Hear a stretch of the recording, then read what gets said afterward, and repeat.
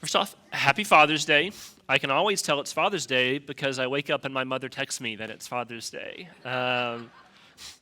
Good mom. So I will call my father this afternoon, don't worry.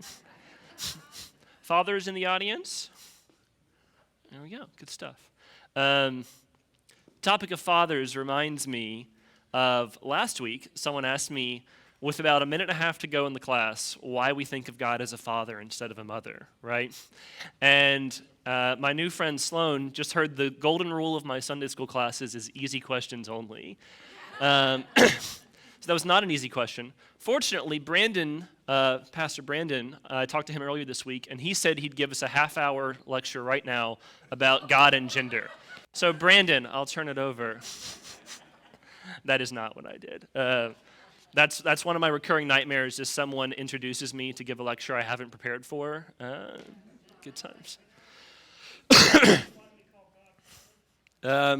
Actually, not next week, but the week after, we're going to talk about ways we think about God and what we can learn about God from different things in creation. So we're going to stop and talk about God, about things we can learn from God from creatures in a couple weeks. So I don't want to get too far into it now because we're going to talk about it a lot later. But I do think I was reflecting on this week and deciding how much to get into it this week, how much to save. And I think popular media is kind of an interesting way to think about how God's portrayed. And not just in traditionally religious films, because there you can talk about that as well, but kind of in like irreverent humor films. I find it fascinating like how they choose who gets to play God, right? So Bruce Almighty, God is Morgan Freeman, yeah. And then you also have God as Whoopi Goldberg in a different film, which is kind of funny. There's a book I really liked called Good Omens about an angel and a demon who team up to prevent the apocalypse because they've grown attached to Earth. And Amazon just made a film version. And God is Frances McDormand, this kind of like middle-aged, take-no-sass woman. So she's like a snappy, firm God, which is kind of fun. The singer Alanis Morissette has played God. A lot of different people have played God, right, in like various films and shows and stuff.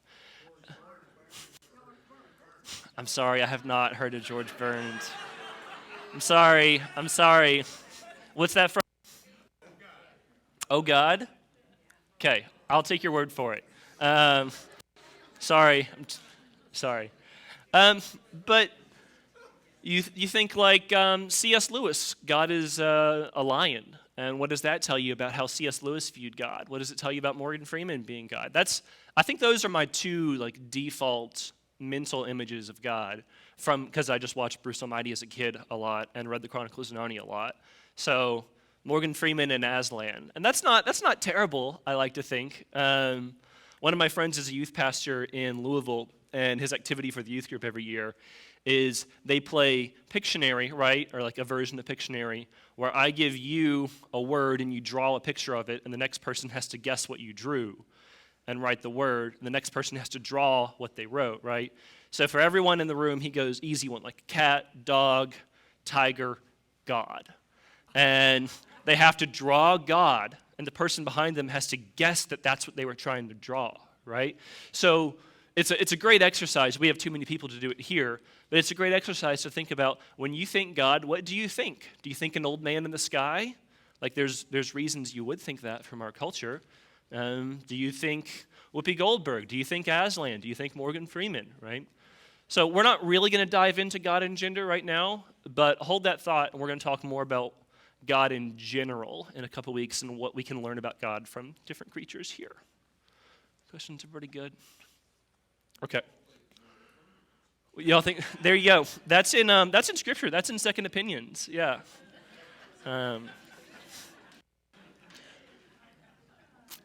It's one of those apocryphal texts, yeah. Deal. Also, every year, mid-June, I get a weird, deep cough. So I might have a bad cough, and I promise it sounds really bad, but I'm doing okay, so don't be too concerned. Let's talk about what we did last week. What did we talk about? Creation? Genesis 1, yeah.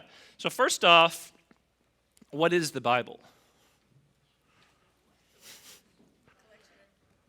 Collection, yeah. So like there's a lot of answers to that fill in the blank question. But one of my favorite ones, it's a library. Written across at least 1,000 years by multiple different authors in different cultures in at least 3 different languages. And then they bind it in one binding from Cokesbury, and we're supposed to know what to do with it, right? And I think like that's not a bad thing, but it is important to remember that all these different texts came from different places. So we talked a lot about Genesis 1 last week, and what I would call the first creation account, which is Genesis 1 through 2.4a. And then today, we're going to talk about the second account, which is Genesis 2.4b through all of chapter 3. Hopefully, we're going to have time to get into chapter 3 a little bit. If not, then not. Chapter 2 is a little more interesting for us this morning. But what we're about to do is compare the second account to the first account. But last week, what did we compare the first account to? The Babylonian account, which is called the Enuma Elish. Gold star for somebody, absolutely. Yeah. So what's the Enuma Elish account like? Violent, absolutely. I think that's probably the most important takeaway, is that in the Enuma Elish, creation's bad and people are worse, right? It's not a world you want to live in. And by contrast, there are many similarities in the sense of creation accounts in the ancient Near East were usually about the chosen God conquering watery chaos, right? And then people are introduced somewhere along the way. But the contrast between the first account and the Enuma Elish was really strong, in the sense that in the Enuma Elish, Marduk, who's like the champion hero figure of that story, he has to fight to get things done and like struggle against other gods and struggle against nature, and he tears people in half, and it's like really bloody. So the contrast is that Genesis 1, God's not like that. So let's do a bit of a recap review. What is God like in Genesis 1? Yeah, creator for sure. God speaks things into happening. God doesn't have to struggle and fight to get things done. God, the metaphor is, God says jump and creation says, how high do you want me to jump? God is absolutely in control. We'll say all powerful. Orderly for sure. And what's the symbol of order for us? Spreadsheet. Let's do that real quick. So day 7 rests. What are the other days? 3. God says light. Day 2. Sky and sea. Yes, ma'am. Day 3. Land, yes. Day 4. Sun and stars, yes.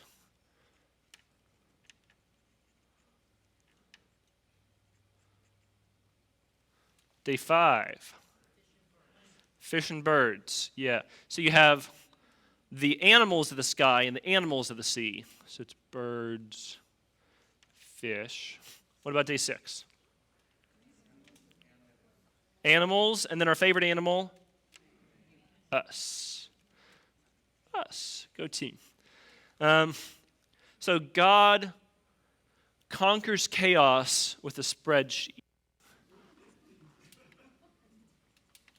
Right? Because and if you haven't been looking for that in Genesis 1, I mean, I'd read Genesis 1 dozens and dozens and dozens of times, right?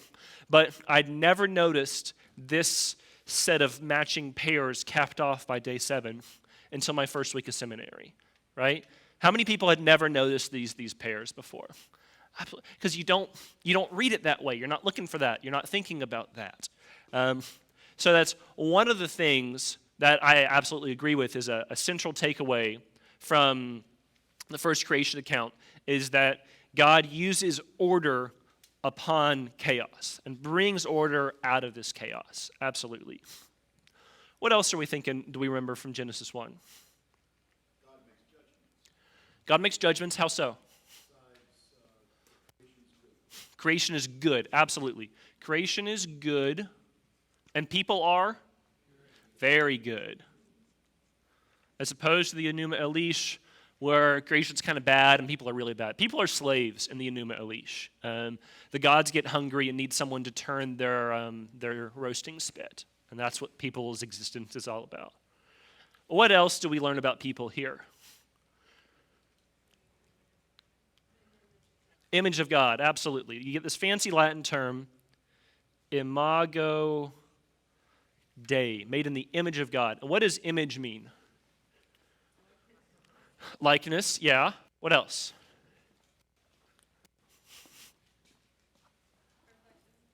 Reflection, yeah. And we talked about, for just a little bit, how in the ancient world, kings would go around and put up these images of themselves all over the place. And it was kind of like royal propaganda, where you're in this area and you see a big logo and you say, I'm in King Nebuchadnezzar's territory, I better mind my best behaviors, right? But God is a different kind of ruler, because God's definitely a ruler, but God doesn't put up images of himself plastered everywhere, because we know that the Israelite God doesn't like graven images of himself. But instead, God puts up images of himself everywhere that are us. So we're the images of God, which means a couple different things. One, it means people should look at us and see God. So when I'm really playing up like the practical aspect of this, especially with youth group kids, like that's one of the key takeaways. Are people looking at you and seeing God? They should be. That's what Genesis 1 tells us a key function for humanity is. People look at us and see God. But it also means we have responsibilities. Genesis 1, 26, 27, and 28, it talks about dominion and stewardship and how people have control over the world and how we're supposed to use that, right? Any other thoughts from Genesis 1? It's a pretty good summary. I'm going to throw one more word up here.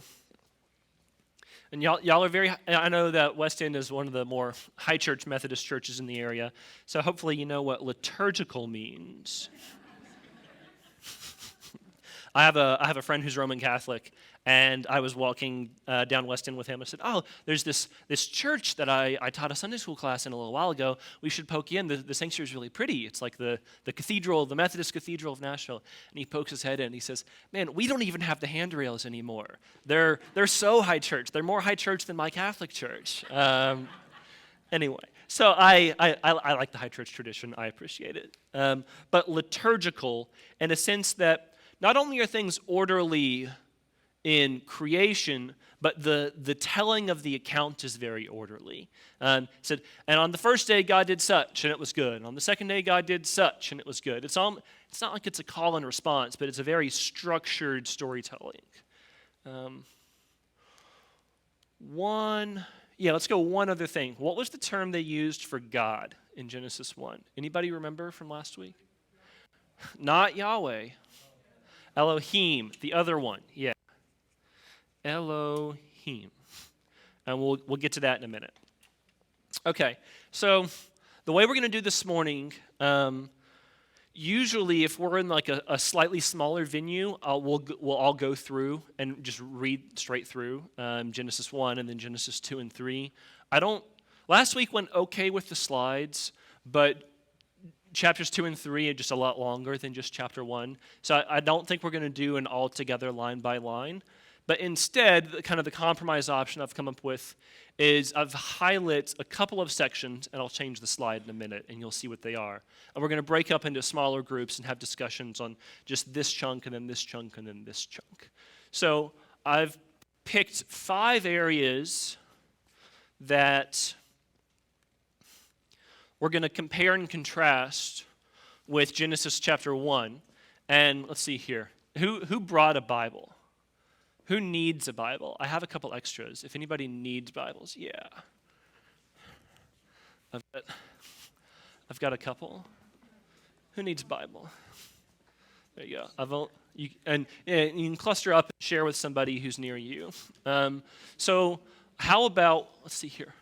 Let's go on the left side. You all focus on the first comparison. Let's go the back half here, focus on number 2, the spreadsheet. And then like this crowd can focus on number 3, the role of water. This crowd right here can focus on the role of people. And this crowd back here on the right will focus on the poetry. Let me move this so you can see a little better. And we're going to take just a couple minutes. That's what I get for locking the board. We'll take just maybe 5 or 10 minutes and try to cluster together with somebody who has a Bible and talk about the way that the second account has a different emphasis from the first account. And how what they say is similar or what they say is a little different. We good? Any questions? Everybody know what's going on? Nice.